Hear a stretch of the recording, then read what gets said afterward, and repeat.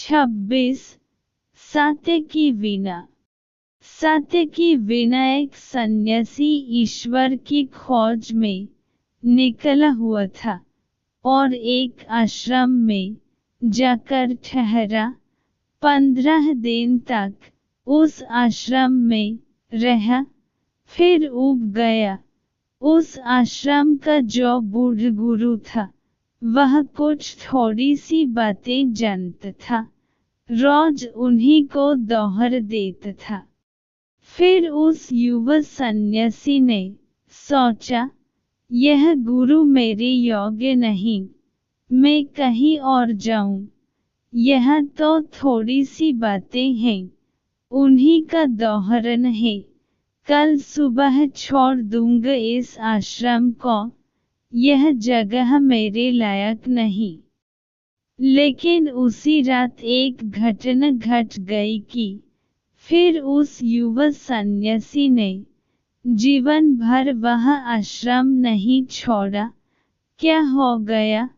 रात एक और सन्यासी मेहमान हुआ। रात आश्रम के सारे मित्र इकट्ठे हुए। सारे सन्यासी इकट्ठे हुए उस नए सन्यासी से बातचीत सुनने। उस नए सन्यासी ने बड़ी ज्ञान की बातें कहीं, उपनिषद की बातें कहीं, वेदों की बातें कहीं। वह इतना जानता था, इतना सूक्ष्म उसका विश्लेषण था, ऐसा गहरा उसका ज्ञान था कि 2 घंटे तक वह बोलता रहा। सबने मंत्रमुग्ध होकर सुना। फिर उस युवा सन्यासी के मन में हुआ, गुरु हो तो ऐसा हो, इससे कुछ सीखने को मिल सकता है। एक वह गुरु है, वह चुपचाप बैठा है, उसे कुछ भी पता नहीं। अभी सुनकर उस बूढ़े के मन में बड़ा दुख होता होगा, पश्चाताप होता होगा, ग्लानि होती होगी कि मैंने कुछ न जाना और यह अजनबी सन्यासी बहुत कुछ जानता है। युवा सन्यासी ने यह सोचा कि आज वह बूढ़ा गुरु अपने दिल में बहुत बहुत दुखी, हीन अनुभव करता होगा। तभी उस आए हुए सन्यासी ने बात बंद की और बूढ़े गुरु से पूछा कि आपको मेरी बातें कैसी लगी।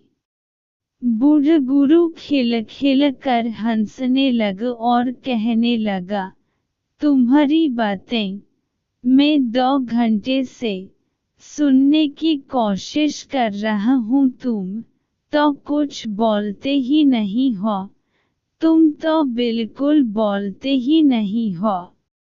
वह सन्यासी बोला, 2 घंटे से मैं बोल रहा हूँ, आप पागल तो नहीं हैं और मुझसे कहते हैं कि मैं बोलता नहीं हूँ।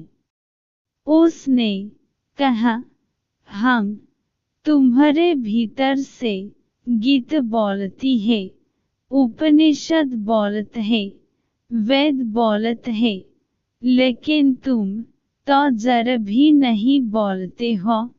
तुमने इतनी देर में एक शब्द भी नहीं बोला।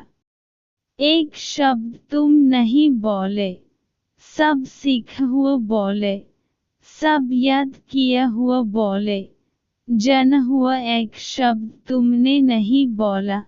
इसलिए मैं कहता हूँ कि तुम कुछ भी नहीं बोलते हो, तुम्हारे भीतर से किताबें बोलती हैं। एक ज्ञान है जो उधर है, जो हम सीख लेते हैं।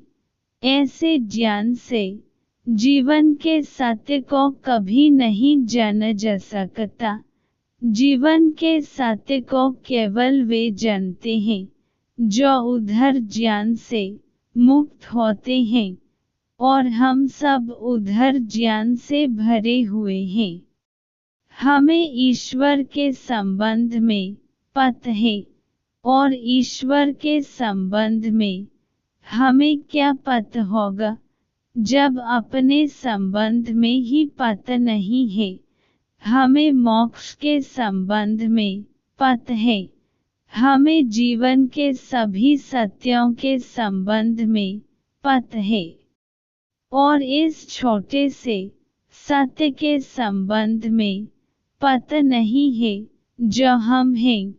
अपने ही संबंध में जिन्हें पता नहीं है, उनके ज्ञान का क्या मूल्य हो सकता है, लेकिन हम ऐसे ही ज्ञान इकट्ठा किए हुए हैं, और इसी ज्ञान को जान समझ कर जी लेते हैं और नष्ट हो जाते हैं। आदमी अज्ञान में पैदा होता है और मिथ्या ज्ञान में मर जाता है। ज्ञान उपलब्ध ही नहीं हो पाता। दुनिया में दो तरह के लोग हैं, एक अज्ञानी और एक ऐसे अज्ञानी जिन्हें ज्ञानी होने का भ्रम है। तीसरी तरह का आदमी मुश्किल से कभी कभी जन्मता है, लेकिन जब तक कोई तीसरी तरह का आदमी न बन जाए, तब तक उसकी जिंदगी में न सुख हो सकता है, न शांति हो सकती है, क्योंकि जहाँ सत्य नहीं है वहाँ सुख असंभव है। सुख सत्य की छाया है। जिस जीवन में सत्य नहीं है वहाँ संगीत असंभव है, क्योंकि सभी संगीत सत्य की वीणा से पैदा होता है। जिस जीवन में सत्य नहीं है, उस जीवन में सौंदर्य असंभव है, क्योंकि सौंदर्य वस्त्रों का नाम नहीं है और न शरीर का नाम है। सौंदर्य सत्य की उपलब्धि से पैदा हुई गरिमा है, और जिस जीवन में सत्य नहीं है वह जीवन अशक्ति का जीवन होगा, क्योंकि सत्य के अतिरिक्त और कोई शक्ति दुनिया में नहीं है। ओशो।